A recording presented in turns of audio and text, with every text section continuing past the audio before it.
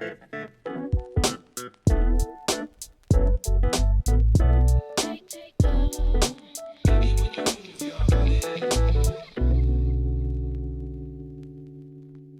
folks, and welcome to another Passion for Sound audio review. And today it's something pretty different because what I've been doing lately is having a play with some crystals. Now, if you've ever read around some of the more esoteric products available, there's talk of things like crystals being attached to power cables or interconnects improving the sound, and that got me wondering if there could be any possible truth in it. So I decided to go hunting for myself.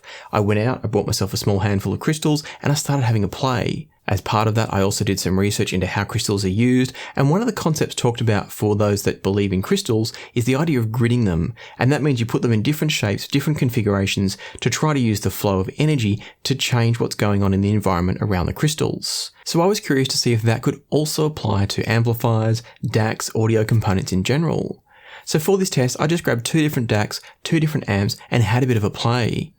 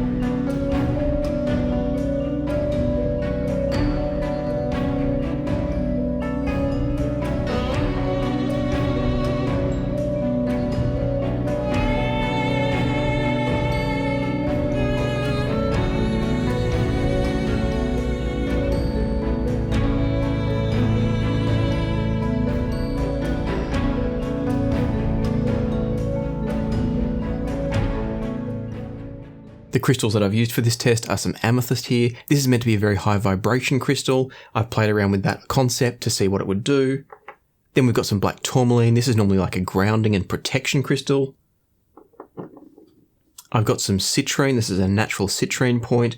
I just grabbed this because it looked good and I thought it might be interesting to see what it would do in the middle of an amplifier or a DAC. And then finally I bought some of these. These are Lemurian crystal points, and the idea of these was apparently they can help to connect the different crystals around the grid. So you might have one crystal here, and you use these to carry the energy through between them, according to what I read about in terms of gridding.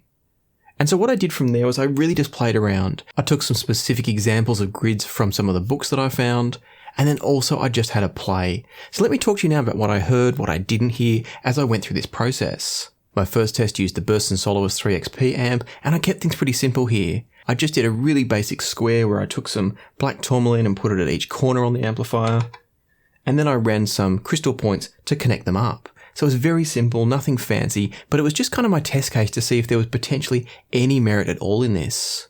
And I have to say, I was pretty fascinated with the results.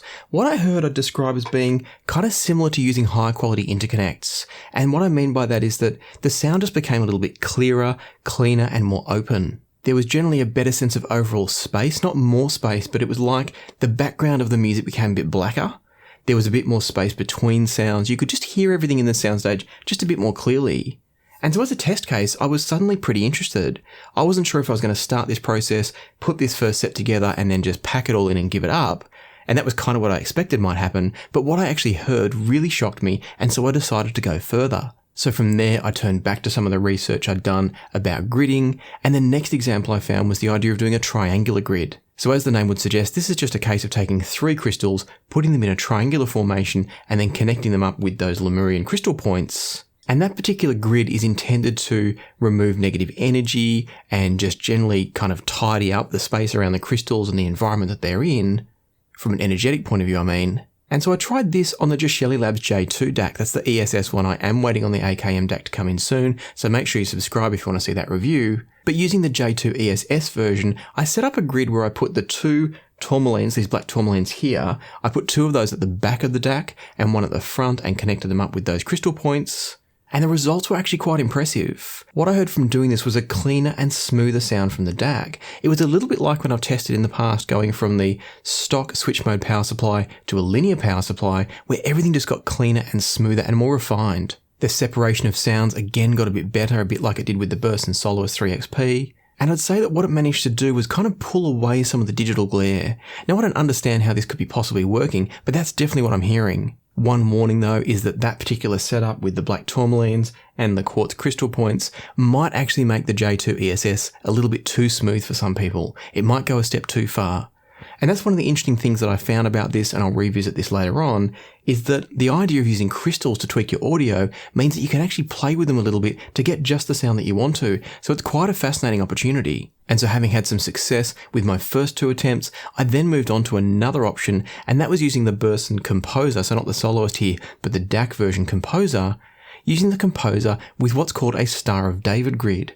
So this is where you're essentially making 2 triangular grids and overlapping them in the middle. For this test, I decided to mix things up a bit, and so this time I was using the amethyst crystals as the points, so I had a total of 6 of these spread out across the top of the Composer. And then interestingly for this one, what I tried them with and without this big citrine here in the center of the DAC.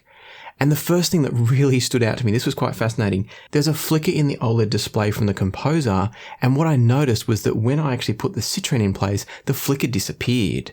Now, I again have no explanation for why that's happening, but something's going on. There's something happening with the use of the crystals. It's somehow stabilizing, changing, filtering whatever's going on in the DAC, the flow of the energy through the DAC. It's changing something and altering the way the DAC's performing. It's quite fascinating. What I found when using the Star of David grid on top of the Composer and using the amethyst as the crystal, that actually raised the overall sense of clarity. So it was actually quite different to what I heard with the J2 DAC using the tourmalines. This time it was actually an increase in clarity and increase in detail. And that's what I was referring to before, where you can kind of tweak what you want based on the crystals you use. And so suddenly, with the amethyst in place as a grid on top of the Composer, what I was hearing from the DAC was a greater sense of clarity, a sense of crispness and articulation that was better than without them. In addition to preventing some of that flickering of the screen, when I took the citrine and put the citrine kind of in the center of the DAC as part of the overall grid, what I found, in addition to that flickering being improved, what I also found was that it managed to bring an extra sense of weight and body to the mid-range.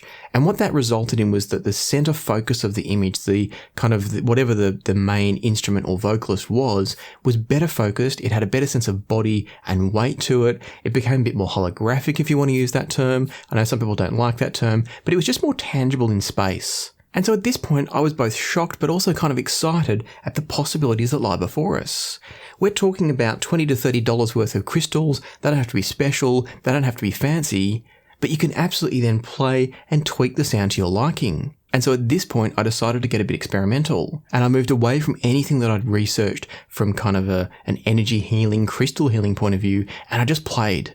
And so what I did for this one was I took the Geshelli Labs Archel 2.5XL amp, and I played with some of these Lemurian crystal points and again a tourmaline, and I thought, I wonder where I can put them that might make the most impact on the sound. And so what I tried was putting a tourmaline above the power input, so where the DC connector goes in the back of the amp. I tried putting a tourmaline there, and then I also tried basically tracing the signal path from the inputs at the back of the amp through to the output at the front of the amp, tracing those with the Lemurian quartz crystal points. And again, I was pretty surprised at what I heard. Putting the black tourmaline near the power input helped to kind of tidy up the sound a bit in much the same way as I mentioned before using a linear power supply would do. I don't think it was quite as big of a shift as a linear power supply, but it just made things a little bit smoother, a little bit cleaner. The background got a bit darker, blacker, and so everything sounded just a bit more refined and defined. With the crystal points lined up with the signal path, what I heard from those was a better focus in the sound, so there was almost a literal alignment with what I was doing compared to what I was hearing. And so what that translated into was there was a better sense of focus in the image, so the image was cleaner and more defined. There was a slightly better sense of clarity in the sound, and resolution of very, very fine details to me seemed just a little bit better.